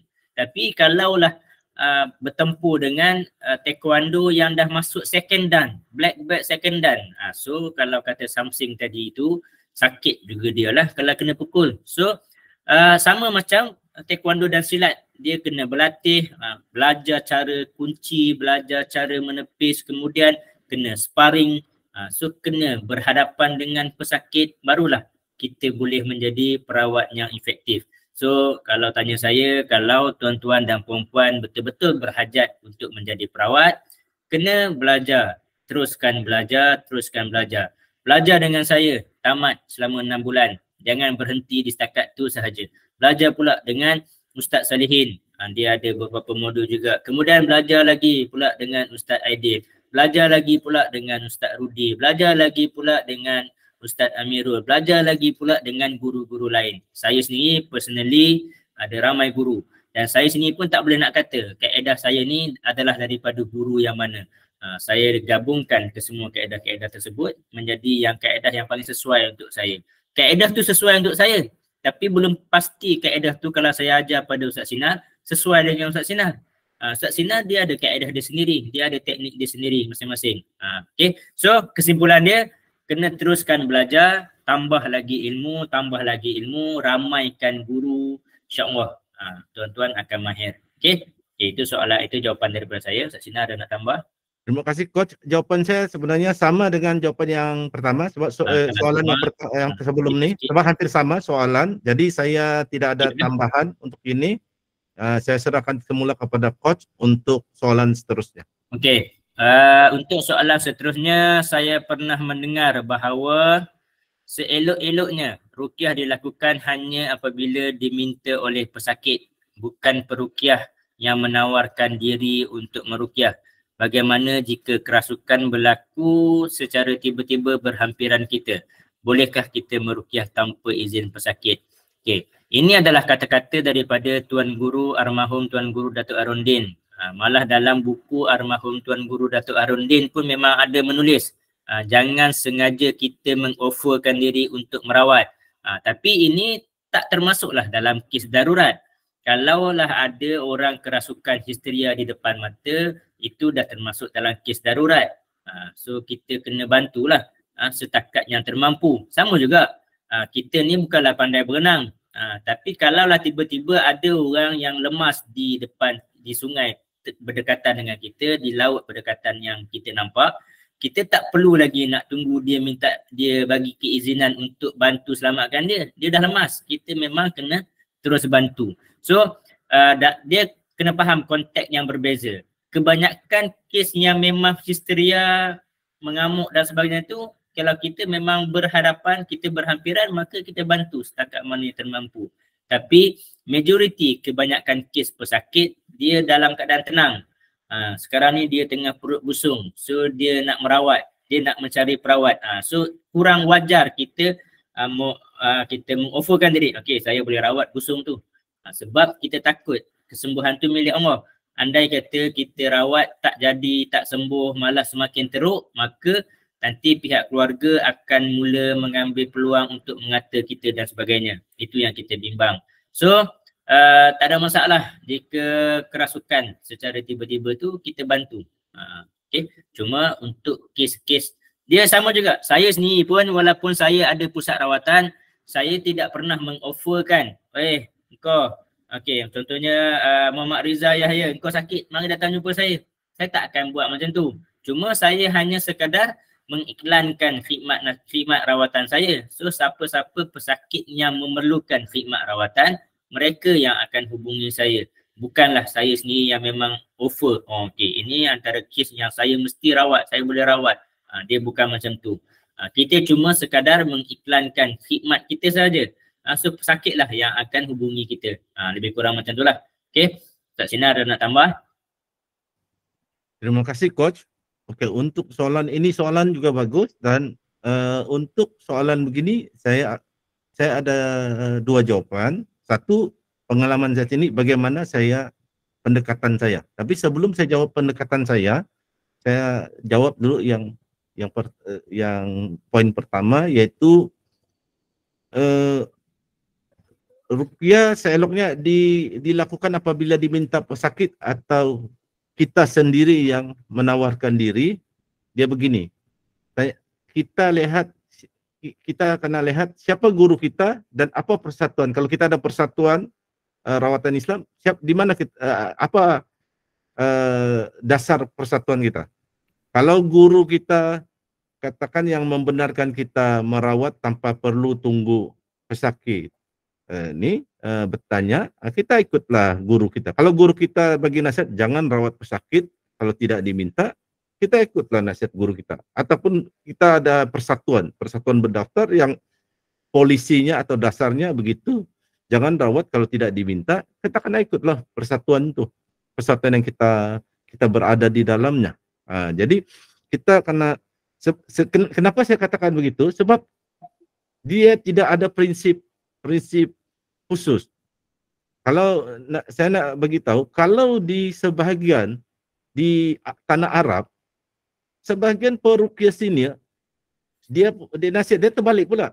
Dia kata kita yang volunteer rawat ruqyah pesakit untuk supaya pesakit tidak terjatuh dalam hadis Nabi yang tidak akan dapat masuk surga yang tanpa hisab kalau orang yang minta diruqyah. Jadi jangan biarkan dia minta diruqyah. Apabila kita yang meruqyah dia, kita yang tawarkan dia meruqyah. Jadi dia bukan dia yang minta. Jadi bukan dia minta, dia masih ada peluang untuk masuk dalam kategori masuk surga tanpa dihisab. Contohnya. Jadi ada peruqyah sini mengatakan kita yang patut volunteer tawarkan diri meruqyah, jangan biarkan pesakit yang minta. Jadi kesimpulannya, yang poin pertama, siapa guru kita? Apa nasihat guru kita dan apa kalau kita ada ikut persatuan, apa dasar-dasar persatuan kita? Kita ikut saja dasar persatuan kita. Jadi yang poin kedua pula, cara saya. Pendekatan saya ada dua. Pertama, saya tidak selalu volunteer untuk rawat orang. Kadang-kadang orang minta dirawat, memujuk saya beberapa kali, baru saya setuju untuk merawat. Sudah dipujuk beberapa kali sebab menunjukkan kesungguhan mereka minta di ruqyah. Sebab saya tahu, pengalaman saya, apabila saya sudah start ruqyah seseorang tu, dan orang suka cara saya, mereka akan balik minta, minggu depan panggil saya lagi, minggu depan panggil saya lagi, bulan depan panggil saya, sebab mereka dah suka cara saya meruqyah. Jadi saya tidak, malah ada jiran-jiran saya kadang-kala saya terkejut. Tengok jiran saya ramai. Banyak kereta berparking lepas maghrib tu. Dengar. Oh, ada bacaan Quran. Rupanya jiran saya ni sakit. Ada orang minta orang datang untuk merawat. Mereka tidak tahu. Jiran mereka yang tinggal sebelah rumah pun pandai meruqyah, berpengalaman ruqyah. Mereka tidak tahu saya pandai meruqyah. Dan saya pun tidak beritahu. Ni. Jadi kalaulah pula kita hadapi keadaan yang berlaku tiba-tiba, kita kena tengok suasana. Kalau kita seorang guru di sekolah, ada murid kerasukan, dan guru-guru lain tidak ada pandai meruqyah, maka di situ kita kena volunteer untuk selesaikan. Sebab kesianlah budak tu nak tunggu peruqyah datang, dia tinggal 50 km, lama lagi datang. Jadi kita yang rawat. Kita rawat, cuma kita kena rawat ala kadar. Kalau orang tidak tahu kita pandai meruqyah, kita rawat ala kadar. Contohnya, tiba-tiba kita ke majlis hari raya. Tiba-tiba ada kerasukan di rumah tu waktu kita berziarah majlis hari raya, terus kerasukan, dan orang di rumah tu panik, tiada yang pandai meruqyah. Tapi orang tidak tahu kita pandai meruqyah. Jadi kita tanya, katakannya yang sakit tu katakan seorang remaja. Bapak dia ada di situ. Terus kita tanya bapak dia, ada sini siapa pandai merawat? Tak pandai. Boleh saya tolong bantu? Si bapak tu izinkan. Kita buat yang ala kadar, macam kita baca Bismillahirrahmanirrahim, kita baca Al-Fatihah di air, kita percikan air ke muka bagi minum, dan bila pesakit dah sedar, cukup setakat itu. Kecuali si bapak cakap, kamu ni dah pandai meruqyah, boleh saya bawa anak saya nanti ujung minggu ni pergi rumah kamu untuk dirawat. Lepas tu bolehlah kita rawat lebih lanjut dan mungkin lebih masa panjang. Tapi kenapa kita kena ringkaskan? Sebab untuk mengelakkan fitnah. Sebab ada orang akan melihat kita.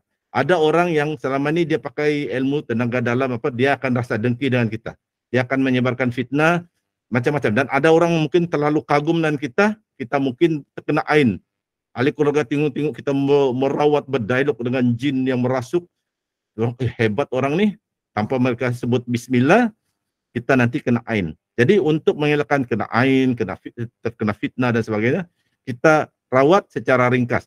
Kecuali sudah kita dikenali di kawasan macam di sekolah tu, kita mengajar, kita dikenali, orang dah tahu kita pandai meruqyah, kita mungkin boleh ruqyah lebih panjang. Kalau tidak, kita ringkaskan, bagi minum air penawar, dah sedar orang tu, suruh dia berehat. Lepas tu kalau ahli keluarga tu, si bapak minta lagi kita rawat, akan datang, barulah kita rawat. Jadi begitu pendekatan saya. Jadi semoga apa yang saya jawab ini boleh jelas dan boleh diikuti siapa yang minat ikut cara pendekatan saya. Dan kalau ada soalan lebih lanjut, kerana ini nanti boleh tanya lagi, dan saya serahkan kepada Coach Kamarul untuk soalan seterusnya. Silakan Coach. Okay, ada 2 soalan lagi, insyaAllah. Okay, soalan seterusnya. Soalan Coach, saya ada ruqyah setengah pesakit, dan pesakit tu hanya rasa sakit saja. Tak ada rasa bergerak-gerak dan muntah. Bagaimana? Okay, tak ada masalah. Okay. Reaksinya dia ada banyak. Bukan hanya muntah, bukan hanya menjerit. Kadang-kadang bila kita ruqyah terasa berdenyut-denyut. Kadang-kadang kita ruqyah dia hanya rasa bergetar-getar. Kadang-kadang kita ruqyah dia rasa rileks dan tenang saja. Reaksi semasa meruqyah ni ada sangat banyak. Okay. Tak semestinya muntah ataupun bergerak-gerak ataupun menjerit dan sebagainya. So jangan kita nak mencari reaksi. Itu jawapan saya. Tak perlu kita mencari reaksi. Baca saja. Okay? Kita baca saja. Nak jadi reaksi ke, tak jadi reaksi ke, nak muntah ke, nak menjerit ke, itu bukan urusan kita. Kita sebagai perawat, kita tidak tahu. Saya tidak tahu apa yang akan berlaku kepada pesakit. So ada pesakit, dia nak datang buat rawatan, dia kata, saya takut Ustaz, kalau saya diruqyah nanti saya menjerit-jerit ke. Saya cakap, awak datang pun belum.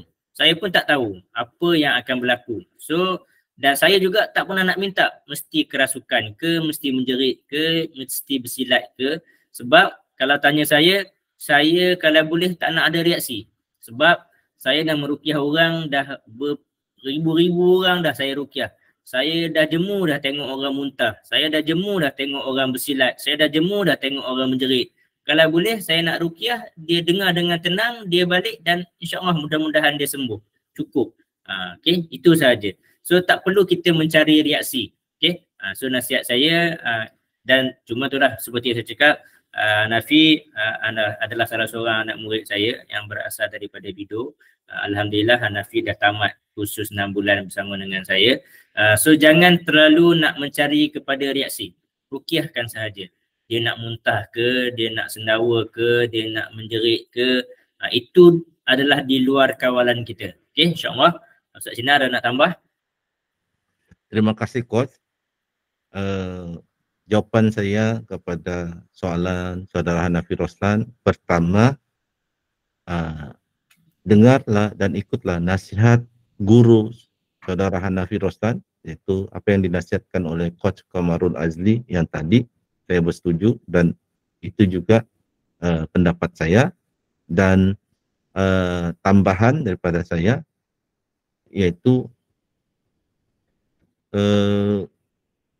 saudara Hanafi ini baru belajar. Memang orang yang baru belajar ruqyah ni, dia suka tengok reaksi. Bagi dia kalau ada reaksi, ruqyahnya berkesan. Kalau tidak ada reaksi, ruqyahnya tidak berkesan. Kalau dia baca ruqyah, pesakit tu duduk diam-diam, ciri-ciri menunjukkan dia ada gangguan jin. Tapi bila dibaca ruqyah, dia duduk diam-diam. Pesakit tu boleh bercerita lagi dengan ibu dia, bapak dia, sampai selesai habis 20 ayat ruqyah tu dibaca, selesai. Jadi ada yang perawat baru belajar ni, dia rasa rawatannya gagal. Sebab tidak ada reaksi, tidak ada kerasukan. Sebenarnya tidak gagal. Dan kalau orang yang ada pengalaman seperti Coach Kamarul, orang yang kalau kita umpamakan itulah, orang yang dah belajar ilmu bela diri tahap black belt, dalam orang yang berpengalaman meruqyah ni, dia tetap akan meruqyah tanpa melihat kepada kesan. Dia sentiasa akan menganggap berjaya rawatan ruqyah. Sebab kenapa? Paling tidak kalau apabila kita baca ayat-ayat Quran, kita yang membaca ayat Quran dapat pahala. Orang yang sekitar kita mendengar bacaan Quran dapat pahala. Paling kurang pun manfaat kita dapat, kita membaca dapat pahala, yang mendengar dapat pahala.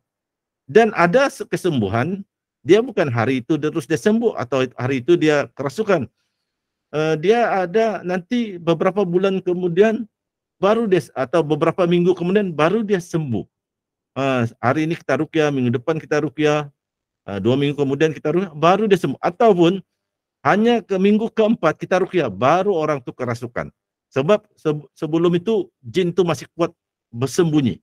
Tapi dia ada semakin lemah, setiap minggu kena baca Quran, ayat-ayat ruqyah, baru dia muncul. Jadi seperti yang Coach Kamarul bagi nasihat tadi, jangan kita baca ruqyah, kita lihat ada reaksi, ada kesan, baru kita anggap ruqyah kita berkesan, efektif. Tidak. Kita nanti satu masa, satu peringkat, apabila kita dah banyak meruqyah orang, kita sendiri akan buat kesimpulan. Kesan, ada reaksi, tidak ada reaksi fizikal, tetap kita akan meruqyah, dan insya Allah tetap sebenarnya ada kesan, cuma kita tidak nampak. Jadi itu tambahan daripada saya. Bagus soalan tu, dan ikutlah nasihat guru saudara Nafi, iaitu jangan terlalu fokus, jangan terlalu, tapi memang perkara biasa orang yang baru belajar ruqyah melihat kepada reaksi fizikal baru rasa berkesan. Setiap kali kita baca ruqyah, walaupun nampak tidak ada, zahirnya tidak ada kesan, sebenarnya berkesan. Sekurang-kurangnya kita dapat pahala membaca dan mendengar ayat-ayat Al-Quran. Jadi itu tambahan daripada saya. Saya serahkan semula kepada Coach Kamarul. Okey, untuk soalan terakhir, ada kes di mana pesakit selalu pengsan tiba-tiba, pemeriksaan doktor tak dapat kesan apa-apa masalah kesihatan. Pada satu hari ketika pesakit pengsan, pesakit dibacakan ayat ruqyah, tiba-tiba badan pesakit seperti sedikit terangkat sedikit, seperti sesuatu ditarik atau ditarik dari dada sambil mata terpejam seolah-olah tidak sedarkan diri. Apakah yang sepatutnya dilakukan untuk menghadapi pesakit tu? So kalau tanya saya jawapan saya simple saja. Kita teruskan meruqyah macam biasa. baca ayat ruqyah sambil tepuk, sambil picit, sambil sentuh dada dia yang bahagian terangkat tu, tenang-tenang kita bacakan ayat ruqyah elok-elok, insya-Allah. Reaksi, macam betul kata, reaksi-reaksi ni kebanyakannya hanyalah tipu daya jin dan syaitan sahaja. So seperti terangkat ke apa ke tu hanyalah mainan jin.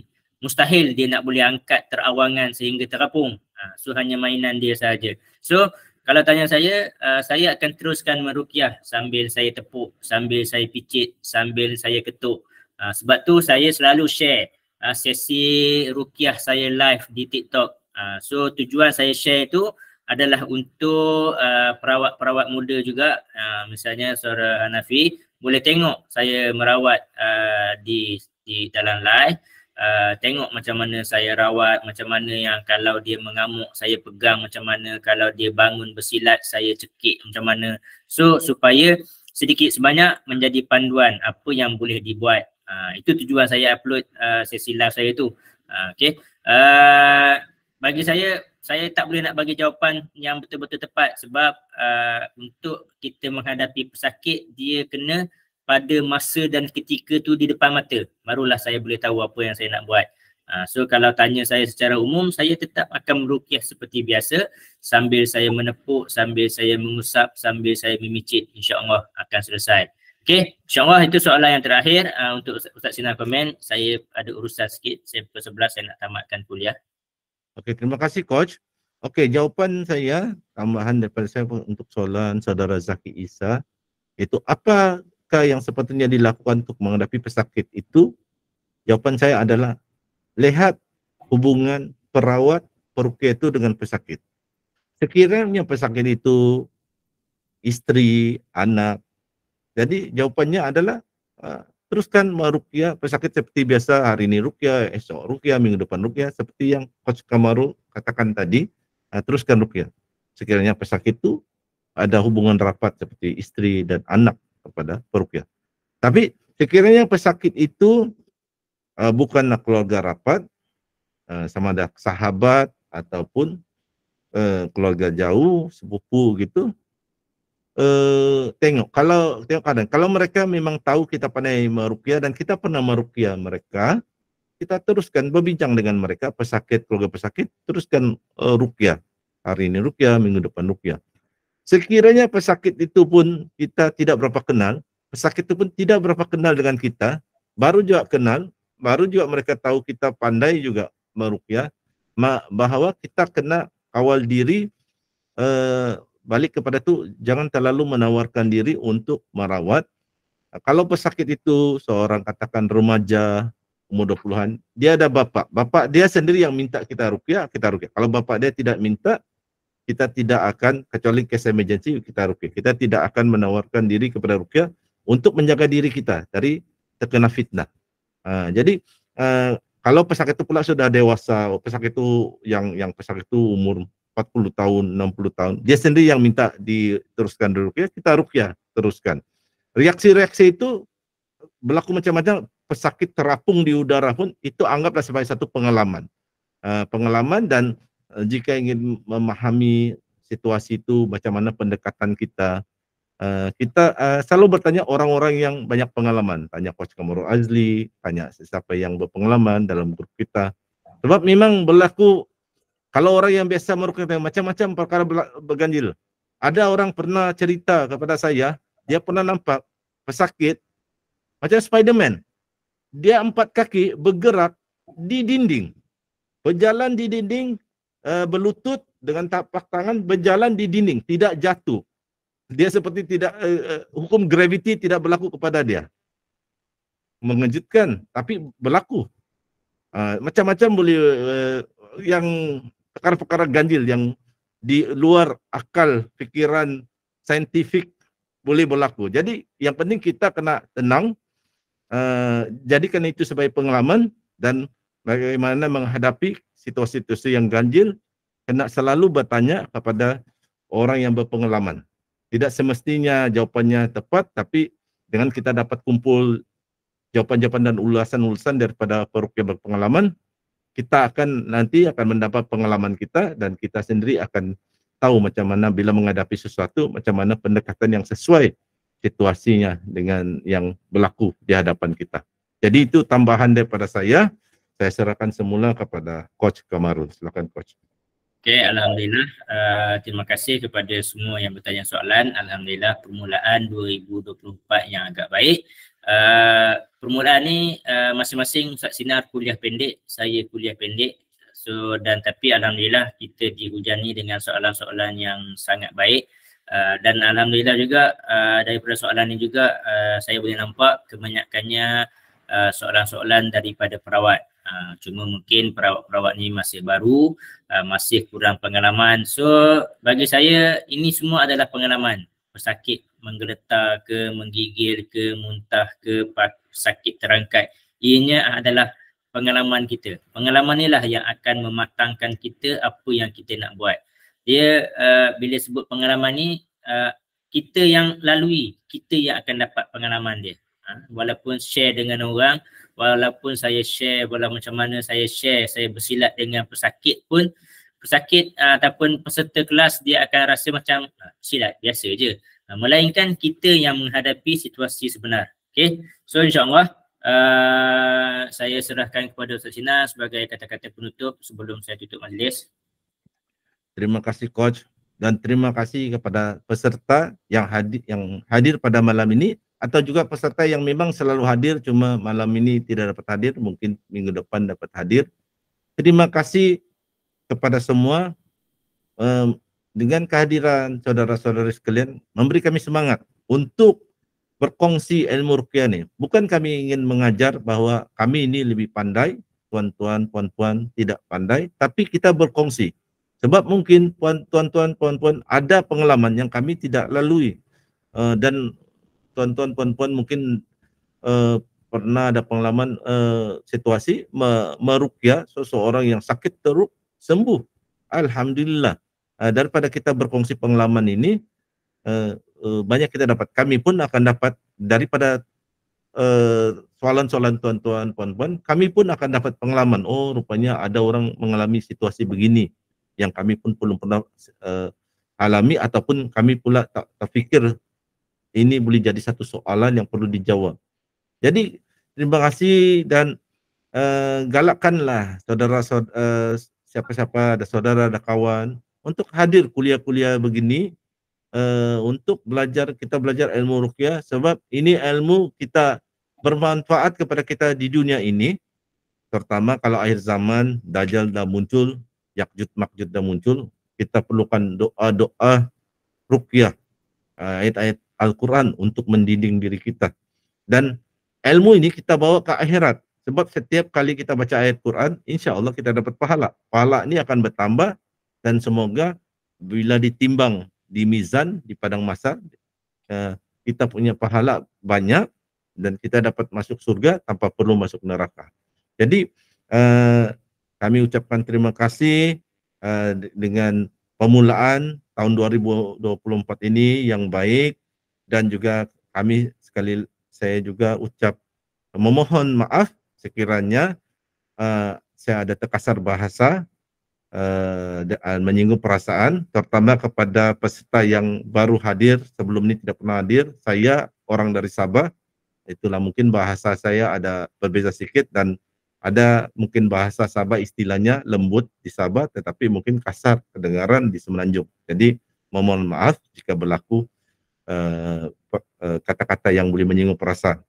Dan penutupnya juga dari saya ucapkan lagi berbanyak-banyak terima kasih kepada yang hadir. Semoga Allah melindungi kita semua. Semoga Allah merahmati majlis ilmu kita ini dan merahmati kita ini semua. Dan semoga yang berminat belajar ruqyah ini, Allah jadikan dia peruqyah.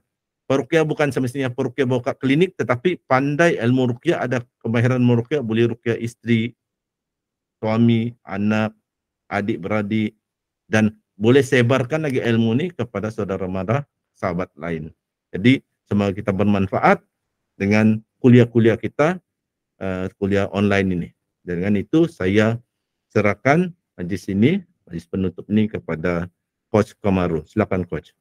Okay, Alhamdulillah, terima kasih banyak-banyak kepada Ustaz Sinar dan Alhamdulillah juga terima kasih juga kepada semua peserta. InsyaAllah kita akan bertemu lagi di minggu hadapan seperti mana yang kita diterangkan oleh Ustaz Sinar. InsyaAllah minggu depan adalah minggu untuk pengijazahan ayat-ayat ruqyah. So jangan lepaskan peluang ni, jangan lepaskan peluang. Ayat ruqyah ni tak ada masalah, tanpa pengijazahan juga boleh diamalkan. Cuma bila kita beramal dengan izin guru, beramal seperti mana yang diajar guru, tuan-tuan akan terasa lebih nikmat dia membaca ayat ruqyah dia. Okey, insya-Allah. So mudah-mudahan minggu depan kuliah akan berjalan dengan lebih lancar, mudah-mudahan kehadiran lebih ramai.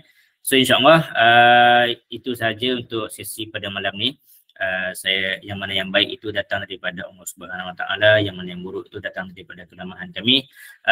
Sekali lagi juga saya nak mengingatkan bahawa juga kuliah kita ni adalah kuliah percuma. Pihak saya, pihak admin, moderator sangat mengalu-alukan sebarang infak dan sumbangan. Tak perlu banyak tuan-tuan. Kalau setiap kali kuliah tuan-tuan boleh infakkan RM5 ataupun RM10 untuk setiap seorang pun bagi kami sudah sangat-sangat memadai, cukup banyak dah tu, insya-Allah. Okey, saya tutup majlis dengan tasbih kifarah dan surah Al-As.